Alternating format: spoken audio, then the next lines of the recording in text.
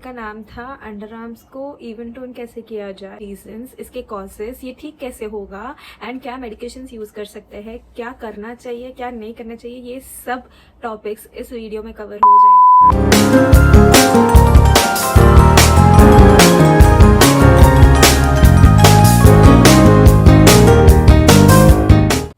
Hey guys, welcome back to my channel Happy Skin with Gauri. I'm Gauri and I love to make YouTube videos as well as Instagram videos about skincare.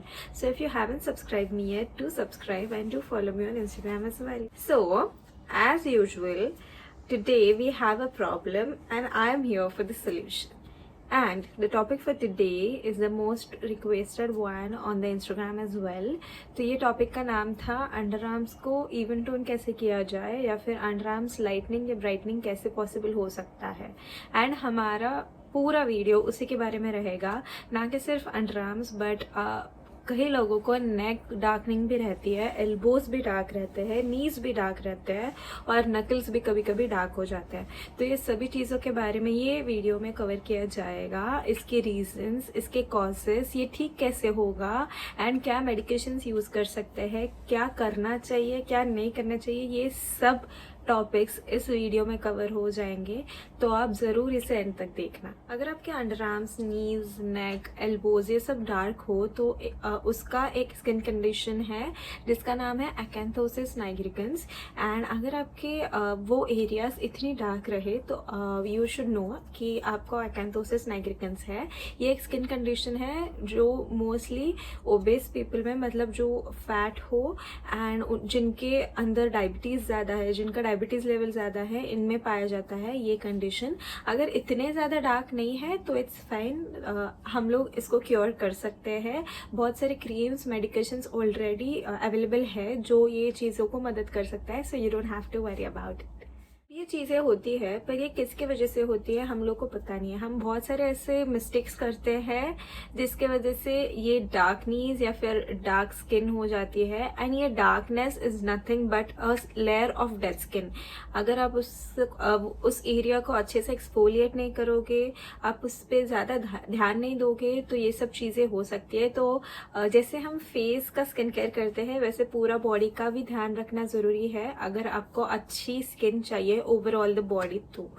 तो without any further delay let's get into the video. जैसे कि हमारा आज का topic under arms के बारे में है तो हम मोस्टली अंडर आर्म्स के बारे में ही बात करेंगे, पर जो मैं बता रही हूँ वो चीज़ें बाकी एरियाज पे भी आप लगा सकते हो। अगर आपको उस पर भी फ़र्क चाहिए, अगर वहाँ पे भी आपकी स्किन इवन टोन होनी चाहिए तो that can also help. But एक चीज़ मैं बता दूं पहले ही कि ये सब प्रोसेस को बहुत टाइम लगेगा, लाइक ऑलमोस्ट 2 to 3 months।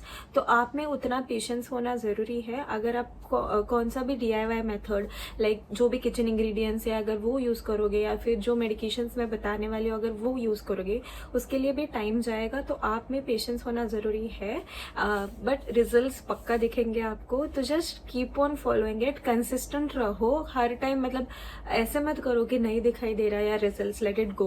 नहीं, you have to work on it till you achieve the even tone areas. तो फर्स्ट थिंग फर्स्ट कि ये अंडर आर्म्स अगर आपके डार्क है तो उसके रीजंस क्या है। फर्स्टली अगर आप शेव कर रहे हो तो 100% आपके अंडर आर्म्स डार्क रहेंगे। सेकेंडली आपका जो क्लोथिंग है, आप जो कपड़े पहनते हो वो बहुत ज़्यादा टाइट है। थर्ड, आपके अंडर आर्म्स में बहुत ज़्यादा ऐसे फ्रिक्शन होता है जिसकी वजह से वो एरिया हार्म हो जाती है एंड उसकी वजह से स्किन डार्क हो जाती है।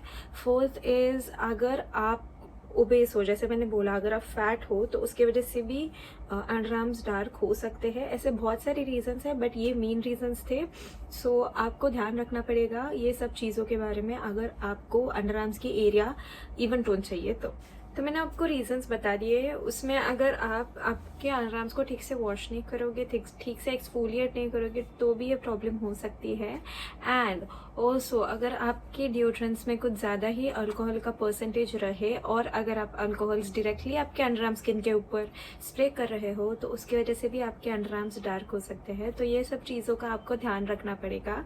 एंड अब इसको ठीक कैसे किया जाए वो देखते हैं। तो बेसिकली आप तीन चीज़ों से इसको करेक्ट कर सकते हो। फर्स्ट इज़ DIY, जो DIY मास्क देते हैं या फिर जो किचन इंग्रेडिएंट्स रहते हैं उसकी वजह से आपके उसको यूज़ करके आप कैसे ठीक कर सकते हो। Secondly is OTC treatments, over the counter जो ट्रीटमेंट्स, जो मेडिकेशंस मैं आपको अभी बताने जा रही हूँ वो उसके वजह से वो यूज़ करके आप ठीक कर सकते हो। The third one is laser treatment या फिर डर्माब्रेशन करके एक ट्रीटमेंट रहता है जो डर्मेटोलॉजिस्ट करते हैं, जो मोस्टली एक्टर और एक्ट्रेसेस जो लेज़र डर्मेटोलॉजिस्ट के पास जाके अपने अंडरआर्म्स ठीक करवा लेते हैं, वो चीज़ें हैं। तो DIY ऑब्वियसली आपको इसमें थोड़ा भी कुछ लगेगा नहीं, पैसा वगैरह, you have all the kitchen ingredients at your home, तो आप वो यूज़ करके कर सकते हो। बट मैंने जैसे बोला कि उसके रिजल्ट्स आपको थोड़े टाइम के बाद मिलेंगे, तो you have to be consistent. Over the counter treatment का जो चीज़ें मैंने बताई थी, जो इंग्रेडिएंट्स मैंने बताई थी मेरे इंस्टाग्राम वीडियो के ऊपर, आप जाके देख सकते हो, डिस्क्रिप्शन में दिया रहेगा। उसमें मैंने कुछ इंग्रेडिएंट्स बताई थी, वो इंग्रेडिएंट्स के हिसाब से मैं आपको कुछ क्रीम सजेस्ट करूंगी। वो क्रीम्स भी आप यूज़ कर सकते हो and it's very safe to use until you are pregnant. तो अगर आप प्रेगनेंट ना हो तो आप वो चीज़ें यूज़ कर सकते हो, क्योंकि कुछ क्रीम्स प्रेग्नेंट लेडीज़ को नहीं चलते हैं, कुछ इंग्रेडिएंट्स प्रेग्नेंट लेडीज़ को नहीं चलते हैं। देखा जाए तो यूट्यूब पे सब जगह पे आपको अंडरआर्म्स का DIY मास्क वगैरह मिल जाएगा, तो आप उसको जाके देख सकते हो। सबसे सेफ इंग्रेडिएंट जो आपके अंडरआर्म्स लाइटनिंग में हेल्प करेगा वो है पोटैटोज़। तो आई सजेस्ट कि पोटैटो एक ही ऐसी चीज़ है जो बहुत ज़्यादा सेफ है। पर मैंने बहुत सारे ऐसे मास्क देखे हैं जहाँ पे लेमन यूज़ होता है, बेकिंग सोडा यूज़ होता है, सॉल्ट यूज़ होता है, बट आप ये सब चीज़ें आपके रिस्क के ऊपर ले सकते हो, क्योंकि I don't suggest them personally. मैंने वो ट्राई नहीं किया है। कभी कभी मैं अपने एल्बोज़ को लेमन से रब करती थी, बट उसके रिजल्ट्स मुझे बहुत देर से आए। जब मैंने OTC ट्रीटमेंट स्टार्ट किए तब मुझे रिजल्ट्स कुछ अच्छे से आए थे। एंड OTC ट्रीटमेंट स्टार्ट करने के बाद आपका अंडरआर्म्स का जो स्मेल रहता है वो भी कम हो जाएगा। तो डेफिनेटली अगर DIY आपको ट्राई करना है तो आप जाके यूट्यूब वीडियोस देख सकते हो, जहाँ पे बहुत सारे DIY मास्क दिए रहेंगे, आप वो जाके यूज़ कर सकते हो। तो बढ़ते हैं सेकंड स्टेप की तरफ, दैट इज़ OTC ट्रीटमेंट। मैं इस वीडियो में आपको OTC ट्रीटमेंट्स के बारे में ही बताऊंगी। ओवर द काउंटर जो क्रीम्स अवेलेबल है, जो सीरम्स अवेलेबल है, जो आपके अंडरआर्म्स को इवन टोन कर सकता है, या फिर आपके नीज को, नकल्स को, नेक को जो इवन टोन कर सकता है, मैं वो चीज़ों के बारे में अभी बताने वाली हूँ। तो यहाँ पे मैंने कुछ इंग्रेडिएंट्स दिखाए हैं। ये इंग्रेडिएंट्स बहुत ज़्यादा आपके अंडरआर्म्स के लिए हेल्प करेंगे, या फिर जहाँ पे भी आपको अनइवन टोन है, ये सब चीज़ों को, इवन अगर आपके फेस पे भी अनइवन रहेंगे स्किन, आपकी स्किन अगर अनइवन है तो ये चीज़ें उसमें भी हेल्प कर सकती है। हाइड्रोक्विनोन नाम का इंग्रेडिएंट रहता है, फिर रेटिनॉल या रेटिनोइन नाम का भी रहता है। एजिलिक एसिड हेल्प कर सकता है, फिर AHA BHA जो सीरम्स रहते हैं वो हेल्प कर सकते हैं, and then also kojic acid भी हेल्प कर सकता है। तो ये सब चीज़ें, ये सब इंग्रेडिएंट्स जिसमें रहेंगे, मैं वो मेडिकेशंस आपको दिखाऊंगी। तो सबसे पहले आपको एक रूटीन फॉलो करना पड़ेगा आपके अंडरआर्म्स को। आप जैसे हमारा स्किन का रूटीन रहता है, हमारे फेशियल स्किन का रूटीन रहता है कि पहले क्लेंस करना है, फिर टोनर लगाना है, देन सीरम, देन मॉइस्चराइजर। तो ये सब चीज़ें आपको अंडरआर्म्स के बारे में भी करनी पड़ेगी। आई नो आपको लगेगा इतना सब कुछ कैसे कर सकते हैं, पर आप अगर अल्टरनेटली ये फॉलो करोगे तो आपको पक्का रिजल्ट दिखेंगे। तो वैसे ही अभी अंडरआर्म्स का हम लोग रूटीन देखेंगे। फर्स्टली आपको एक क्लेंजर ऐसे लेना है। आपको जो एरिया वॉश करनी है वो आपको सैलिसिलिक बेस्ड फेस वॉश से वॉश करनी है। अभी यहाँ पे मेरे पास बॉडी वाइज का सैलिसिलिक एसिड फेस वॉश है। आप इसको आपके अंडरआर्म्स इससे वॉश कर सकते हो। अगर नॉर्मल सोप है तो आप सिर्फ उसके pH के बारे में देखो। अगर उसका pH ज़्यादा है तो वो आपके स्किन के लिए अच्छा नहीं है। आप pH अगर ध्यान रखोगे तो उसके हिसाब से आपकी स्किन वहाँ की हील होना स्टार्ट हो जाएगा। तो अगर आप सैलिसिलिक एसिड का फेस वॉश यूज़ करोगे तो वहाँ की स्किन ऑटोमेटिकली एक्सफोलिएट हो जाएगी, as salicylic acid is a good exfoliator. तो ऊपर की जो डेड स्किन की लेयर रहती है वो सैलिसिलिक एसिड से निकल जाती है। इधर आप फेस वॉश यूज़ कर सकते हो या फिर आप सीरम्स यूज़ कर सकते हो। तो फर्स्टली आपको क्लेंस करना है, फिर अगर टोनर लगाना है, आप कंफर्टेबल हो टोनर लगाने को, आप टोनर यूज़ कर सकते हो। या फिर आप डायरेक्टली सीरम्स यूज़ कर सकते हो, या फिर द ऑइंटमेंट्स जो मैं देने वाली हूँ, जो मैं बताने वाली हूँ, आप डायरेक्टली वो यूज़ कर सकते हो। आपके हिसाब से जैसे आपको कंफर्टेबल लगे वैसे आप यूज़ करो, पर यूज़ करने से पहले I definitely suggest a patch test. अगर वो मतलब अगर उस इंग्रेडिएंट से आपको एलर्जी होगी तो वहाँ की स्किन कुछ बहुत ज़्यादा खराब हो जाएगी, तो इट्स बेटर आप पहले पैच टेस्ट करो। अगर आपको कुछ नहीं हुआ 24 आवर्स में तो आप वो चीज़ें यूज़ कर सकते हो। जैसे मैंने बताया कि एक रूटीन रहना चाहिए, तो सैलिसिलिक एसिड का फेस वॉश आप यूज़ कर सकते हो, या फिर नॉर्मल जिसका पीएच न्यूट्रल रहे वो फेस वॉश आप यूज़ कर सकते हो, या फिर नॉर्मल क्लेंजर्स भी यूज़ कर सकते हो, या फिर सोप्स भी यूज़ कर सकते हो। जैसे सीबामेड का है, Sebamed is a company that is made to balance the pH of the products they are making. तो पीएच जिसका नॉर्मल रहे आप वो अपने अंडरआर्म्स के ऊपर यूज़ करो। सेकेंडली, अगर आप सैलिसिलिक एसिड फेस वॉश या फिर कुछ क्लेंजर यूज़ नहीं कर रहे हो तो आप टोनर ज़रूर यूज़ कर सकते हो। ये कॉसरएक्स का AHA BHA क्लैरिफाइंग टोनर है। इसको बस आपको निकाल के आपके अंडरआर्म्स के ऊपर ऐसे स्प्रे करना है, that's it and you are done. तो अगर मतलब आपके एरिया को पहले वॉश करने के बाद क्लीन करके लेना है, फिर आप ये यूज़ कर सकते हो। या दूसरे आपके पास अगर AHA या BHA का कुछ टोनर्स या कुछ रहे तो आप वो यूज़ कर सकते हो। तो this is the toner that I personally love. ये कॉसरएक्स का है जो कोरियन कंपनी है, तो आप ये भी यूज़ कर सकते हो। थर्ड चीज़ जो मैं आपको बताने जा रही हूँ वो है सीरम्स के बारे में। तो सीरम्स में आप कोई भी एक्सफोलिएटिंग सीरम्स यूज कर सकते हो। अभी AHAs alpha hydroxy acids and BHAs known as salicylic acid, तो ये दोनों में से आप कौन सा भी यूज कर सकते हैं। Like mandelic acid, glycolic acid, lactic acid, ये सब AHA में आता है, BHA में सैलिसिलिक एसिड आता है। तो अगर आपके पास कोई भी ये वाला एक्सफोलिएटिंग सीरम रहे तो आप जरूर उसको अंडरआर्म्स पे लगा सकते हो। तो definitely you can try it on your underarms as well. तो मेरे पास अभी कुछ सीरम्स है जो मैं दिखाने वाली हूँ। फर्स्टली ऑब्वियसली मुझे मिनिमलिस्ट का सैलिसिलिक एसिड सीरम बहुत, ओह माय गॉड, या सैलिसिलिक एसिड मिनिमलिस्ट का बहुत ज़्यादा मुझे पसंद आता है। ये बहुत ही ज़्यादा इफेक्टिव है, आई फेल्ट इट पर्सनली। मैंने ऑलरेडी इसके ऊपर रिव्यू भी कर चुका है, अगर आपको देखना है तो मैं वो डिस्क्रिप्शन में लिंक कर दूंगी। तो सैलिसिलिक एसिड एक्सफोलिएशन का ही काम करता है, आप ये भी यूज़ कर सकते हो। कुछ ड्रॉप ऊपर से लगाना है आपको, ड्रॉपर को स्किन के ऊपर टच नहीं करना है क्योंकि वहाँ के बैक्टीरिया फिर से बॉटल में जा सकते हैं। तो इट्स बेटर आप इधर हाथ में डायरेक्टली लेके लगाओ या फिर ड्रॉपर से थोड़ा स्किन के मतलब स्किन और ड्रॉपर में डिस्टेंस रहना चाहिए, वैसे आप इसको यूज़ कर सकते हो। सेकेंडली, एजिलिक एसिड जो मैंने बोला वो है डर्मीटेक्सचर का, जो 10% एजिलिक एसिड है। इसमें ट्यूब भी आता है, मैं वो भी आपको दिखा दूंगी, बट आई फेल्ट कि ये सीरम बहुत ज़्यादा इफेक्टिव है ट्यूब से, तो आप एजिलिक एसिड भी यूज़ कर सकते हो। ऐसा ज़रूरी नहीं है कि सब यूज़ करो, you have to use only one of the exfoliating serum. ये सब चीज़ों में से आप एक यूज़ कर सकते हो, ऐसा कोई भी नहीं है कि बहुत ज़्यादा इफेक्टिव रहे। आपको AHA ट्राई करना है तो AHA बहुत ज़्यादा बेस्ट है अंडरआर्म्स के लिए। अगर सैलिसिलिक एसिड ट्राई करना है तो सैलिसिलिक एसिड भी यूज़ कर सकते हो। ये जो मैं बता रही हूँ वो सीरम्स का रूटीन है। क्रीम्स के बारे में आपको सीरम्स का होने के बाद बता दूंगी। तो जैसे मैंने बोला कि सैलिसिलिक एसिड आप यूज़ कर सकते हो, एजिलिक एसिड यूज़ कर सकते हो, और डॉक्टर शेथ का मीडियम स्ट्रेंथ पील भी आता है, तो आप ये भी यूज़ कर सकते हो। इसमें ऑलरेडी AHA BHA दोनों है। इसमें mandelic acid, lactic acid, glycolic acid and salicylic acid सब कुछ है। तो this is the best one you can use for your underarms. आप कुछ देर के बाद इसका इफेक्ट देखना चालू कर, मतलब आपको दिख जाएगा इसका इफेक्ट, तो ये बहुत ज़्यादा कन्वीनियंट है। बट एक्सफोलिएट आप हर रोज नहीं कर सकते, आपको ये चीजें अल्टरनेटली फॉलो करनी पड़ेगी। लाइक वीक में आप तीन बार ये रूटीन फॉलो कर सकते हो। उसके बीच में अगर आपको कुछ मॉइस्चराइज करना है आपके अंडरआर्म्स, कुछ मास्क वगैरह लगाना है तो वो लगा सकते हो। मैंने आपको बोला था कि रेटिनॉल भी बहुत ज़्यादा हेल्प करेगा, क्योंकि रेटिनॉल का जो एक्सफोलिएशन, वो जो ऊपर के डेड स्किन को जो निकालता है उसका आई मीन स्पीड कुछ ज़्यादा रहता है। बाकी जो मैंने आपको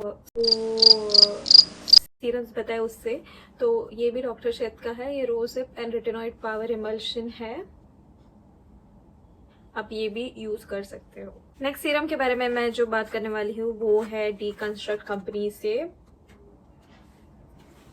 तो ये भी एक्सफोलिएटिंग सीरम है। इसमें 18% AHA है एंड 2% BHA है। ये स्किन के लिए मुझे बहुत ज़्यादा इफेक्टिव लगा, तो ऑब्वियसली आप ये अंडरआर्म्स के ऊपर भी ट्राई कर सकते हो। इसकी लिंक्स मैं दे दूंगी आपको डिस्क्रिप्शन। सेम वैसे ही ये जो है वो ऑर्डिनरी ब्रांड का है एंड ये इंडिया का ब्रांड नहीं है, बट इसमें भी AHA BHA है। ये पीलिंग सोल्यूशन है। आपको ये और जो मैंने डीकंस्ट्रक्ट का बताया, ये दोनों चीज़ों को आपको 10 मिनट्स तक अप्लाई करना है, फिर वॉश कर देना है। आपको ये ओवरनाइट रखना नहीं है। बाकी के सीरम जो मैंने बताए हैं वो आप ओवरनाइट रख सकते हो। आपके इरिटेशन या फिर आप जैसे ले सकते अगर आपको इरिटेट नहीं हो रहा है तो आप वैसे ही ओवरनाइट रख सकते हो। पर ये दो जो सीरम्स है AHA BHA पीलिंग सॉल्यूशन है एक्चुअली ये। तो आप इसको 10 मिनट तक रख के वॉश करके फिर आप मॉइस्चराइजर लगा के सो सकते हो। बट ये बहुत ज़्यादा इफेक्टिव है जो ऑर्डिनरी का है। मैंने ये इंस्टाग्राम के एक पेज के ऊपर से मंगवाया था। ये इजीली इंडिया में अवेलेबल नहीं होगा, बट अगर आपके पास ये नहीं भी हो तो इट्स फाइन। मैंने जैसे बोला अभी आपको कि डॉक्टर शेथ का मीडियम स्ट्रेंथ पील भी वर्क कर जाएगा अगर आपके पास ऑर्डिनरी का नहीं है तो। और ये भी बहुत सही सीरम है that can work for the underarm exfoliation. अब सीरम्स का तो मैंने बता दिया, तो let's start with the creams. Creams का आपको कैसे करना है कि आपके अंडरआर्म एरिया को आपको वॉश करके लेना है एंड ड्राई करने के बाद आप क्रीम्स लगा सकते हो। उसके बीच में आपको कुछ भी सीरम्स लगाने की ज़रूरत नहीं है।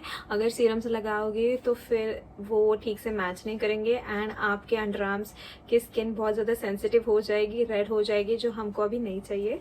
तो उसकी वजह से अगर आपको क्रीम्स यूज़ करना है तो आप क्रीम्स यूज़ कर सकते हो। अगर सीरम्स का रूटीन फॉलो करना है तो सीरम्स यूज कर सकते हो, बट इन दोनों में से आप एक ही करो। Do not try to do both of them कि आपको जल्दी इफेक्ट्स चाहिए, वो जल्दी इफेक्ट्स होंगे नहीं। स्किन को ट्रांसफॉर्म होने में 28 डेज लगते हैं, तो एटलीस्ट मिनिमम 1 मंथ आपको जाएगा ये रिजल्ट देखने के लिए। बट पेशेंस रखो, आप कंसिस्टेंट रहोगे तो रिजल्ट्स जैसे मैंने बोला कि दिख जाएंगे। तो इधर आप सीरम्स का फॉलो करो या फिर आप क्रीम्स का फॉलो करो। Do not try both of them together. First cream मैंने जो बोला था पहले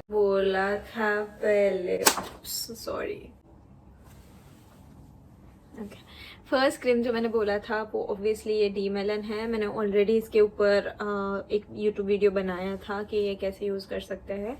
तो आप डायरेक्टली इसको अंडरआर्म्स वॉश करके थोड़ा सा क्रीम पूरे अंडरआर्म के एरिया पे आप लगा सकते हो। एंड इसमें ग्लाइकोलिक एसिड है, आर्ब्यूटिन है एंड कोजिक एसिड भी है।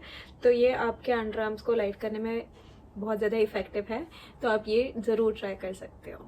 सेकेंडली मेरे पास जो वो क्रीम है जो मैंने एजिलिक एसिड का बोला था, इसका भी क्रीम मुझे नहीं मिल रहा है, बट इसका बॉक्स कुछ ऐसे दिखता है। ये एजिडर्म है, एजिडर्म इसका नाम है। 10% एजिलिक एसिड 10% है, तो आप ये भी यूज़ कर सकते हो, बट इसके इफ़ेक्ट आपको थोड़ी देर से दिखाई देंगे। You have to be patient and consistent अगर आपको इफ़ेक्ट्स देखने होंगे तो। थर्ड क्रीम जो मैं आपको बताने जा रही हूँ वो है रेटिनोइन क्रीम। इसमें इसको रेटिनो ए नाम से भी जाना जाता है। This is 0.05 retinol cream and ये ऐसे दिखता है। The quantity matters must, like ये बहुत ज़्यादा अगर आप लगाओगे तो आपके अंडरआर्म्स की स्किन बहुत ज़्यादा सेंसिटिव हो जाएगी, ड्राई हो जाएगी, आपको इरिटेशन फील होगी।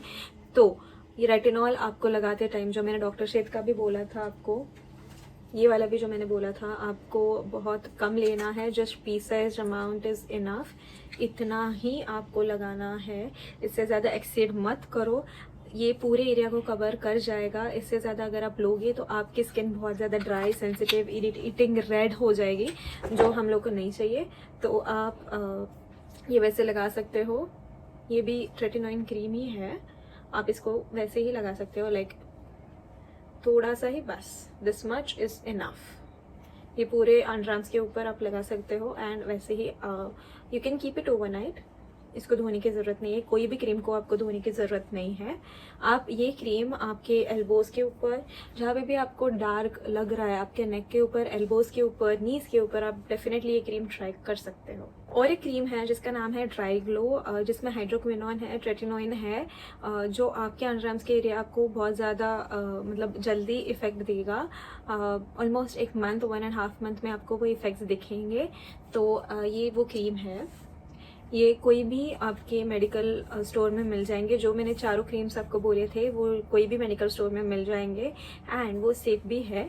पर अगर आप प्रेग्नेंट हो तो ज़रूर अपने डॉक्टर से कंसल्ट करो कि आप ये यूज़ कर सकते हो कि नहीं, एंड फिर यू कैन ट्राई दिस। जैसे मैंने बोला कि ये सब चीज़ें आप अल्टरनेटली ट्राई कर सकते हो। ये आपको रोज़ नहीं लगाना है, ना कि serums, neither the creams that have suggested. You do not have to apply it every day, क्योंकि वो फिर जैसे मैंने बोला it will result into irritation, redness, जो हम लोग को नहीं चाहिए। आपकी वो एरिया कुछ ज़्यादा ही सेंसिटिव हो जाएंगी। तो इट्स बेटर कि आप अल्टरनेट डेज ट्राई करो, और पैच टेस्ट ज़रूरी है। और अल्टरनेट डेज के बीच में आपको अभी क्या करना होगा, तो जैसे हम ये सीरम्स वगैरह यूज़ करते हैं, मोस्टली हमारी जो स्किन रहती है एक्सफोलिएशन की वजह से ड्राई हो जाती है, तो उसको मॉइस्चराइज करना भी ज़रूरी है। तो जो अल्टरनेट डेज रहेंगे, आपको उसमें जो भी आप फेस के ऊपर मॉइस्चराइज़र लगाते हो, वो थोड़ा सा मॉइस्चराइज़र आप पूरे एरिया में लगा सकते हो। And trust me guys, AHA की वजह से आपको कोई भी लिटरली बैड स्मेल नहीं आएगा अंडरआर्म्स से, कुछ भी नहीं होगा। You will see the effect immediately almost. आप 1 वीक के बाद ही ये देख सकते हो कि स्मेल तो बिल्कुल नहीं रहेगी, क्योंकि एक्सफोलिएट जो करता है वो डेड स्किन सेल्स वहाँ पे रहेंगे नहीं, जिसकी वजह से बैक्टीरियाज नहीं आएंगे, एंड उसकी वजह से वो स्मेल भी नहीं आएगी। तो डेफिनेटली ये सब चीज़ें आपको अंडरआर्म्स इवन टोन करने के लिए हेल्प कर सकती है। मैंने यहाँ पे बहुत सारे प्रोडक्ट्स आपको बताए हैं, तो मैं वो ऑलमोस्ट ट्राई करूँगी कि डिस्क्रिप्शन में लिंक करके दे दूँ। बट अगर कुछ नहीं रहे तो आप ज़रूर मुझे इंस्टाग्राम पे टेक्स्ट कर सकते हो, या फिर you can comment on my YouTube, क्योंकि मैं आपको हेल्प कर सकूँ उसके बारे में। ज़रूर सनस्क्रीन और मॉइस्चराइज़र यूज़ करो, जिसकी वजह से आपकी स्किन ठीक हो जाएगी। एंड मैंने जो अभी तक जो चीज़ें मैंने अभी बताई है, जो प्रोडक्ट्स बताई है, वो आप अपने नी के ऊपर या फिर जहाँ पे भी आपके डार्क एरियाज़ है वहाँ पे भी आप लगा सकते हो। वहाँ पे भी रिजल्ट्स आपको ज़रूर दिख जाएंगे। तो मैं आपको बता दूं कि क्या आप कर सकते हो और क्या आप नहीं कर सकते हो। तो शेव आपको बिल्कुल भी नहीं करना है, कुछ भी रहे। आप अगर अंडरआर्म्स को शेव करोगे तो बहुत ज़्यादा इरिटेशन होगी, एंड अंडरआर्म्स ठीक नहीं हो जाएंगे, क्योंकि शेविंग में आप हेयर को ऊपर से निकालते हो, जिसके वजह से वो डार्क पैच दिखता है अंडरआर्म्स का, एंड वो बहुत ज़्यादा इरिटेटिंग भी होता है। तो शेव आपको बिल्कुल नहीं करना है। आप वैक्स यूज़ कर सकते हो शेविंग से अच्छा। अगर दोनों भी नहीं चाहिए तो laser is the best treatment. उसके बाद आपके अंडरआर्म्स कभी डार्क हो ही नहीं सकते। आपको और एक चीज़ ध्यान में रखनी है कि आप अगर स्प्रे जो डिओड्रेंस या परफ्यूम है वो डायरेक्टली आपके अंडरआर्म्स के स्किन के ऊपर स्प्रे कर रहे हो, तो that will be very bad for your skin, क्योंकि आप ये एक्सफोलिएटिंग सीरम्स लगा रहे हो, and nextly you are spraying that perfume on your skin. Perfume skin के लिए, फ्रेग्रेंस कोई भी स्किन के लिए अच्छा नहीं रहता है। तो आई वुड सजेस्ट कि अगर आपको परफ्यूम या फ्रेग्रेंस कुछ लगाना है तो आप आपके क्लॉथ के ऊपर यहाँ पे स्प्रे कर सकते हो, ना कि यहाँ पे, क्योंकि आपकी स्किन अभी एक्सफोलिएटिंग के मोड में रहेगी। तो वहाँ पे अगर आप स्प्रे करोगे इट वोंट बी गुड, वहाँ पे कुछ रिएक्शन हो सकता है। तो इट्स बेटर कि आप आपके क्लॉथ पे ही स्प्रे करो डायरेक्टली। अंडर आर्म्स के स्किन के ऊपर बिल्कुल स्प्रे नहीं करना है। Last but not the least, अगर आप स्लीवलेस पहन रहे हो और अगर आप बाहर जा रहे हो तो definitely sunscreen is the must. तो आप ये सनस्क्रीन भी यूज़ कर सकते हो वैसलिन का, या फिर आप जो फेस के ऊपर सनस्क्रीन लगा रहे हो वो भी आप अपने अंडर आर्म्स पे यूज़ कर सकते हो। पर जब आप ये एक्सफोलिएटिंग सीरम्स या फिर ये ट्रीटमेंट्स ले रहे हो, अगर आप स्लीवलेस पहन के भी अगर आपने सनस्क्रीन लगाया नहीं तो वो इफ़ेक्ट्स नहीं दिखाएंगे, एंड उल्टा रिवर्स कुछ ना हो जाए, इसलिए मैं बोल रही हूँ कि सनस्क्रीन लगाना भी उतना ही ज़रूरी है। तो प्रॉपर रूटीन आप उसको अगर मेंटेन करोगे, you can see the effect, you can see the results as soon as possible, but consistent रहो, patient रहो। and I hope कि ये वीडियो आपको हेल्पफुल रहे या फिर हेल्प करे आपके अंडरआर्म्स को लाइटन करने को। एंड अगर आपको ये वीडियो अच्छी लगे तो ज़रूर लाइक करो, कमेंट करो एंड शेयर करो। Also do not forget me to follow on Instagram as well. Bye bye.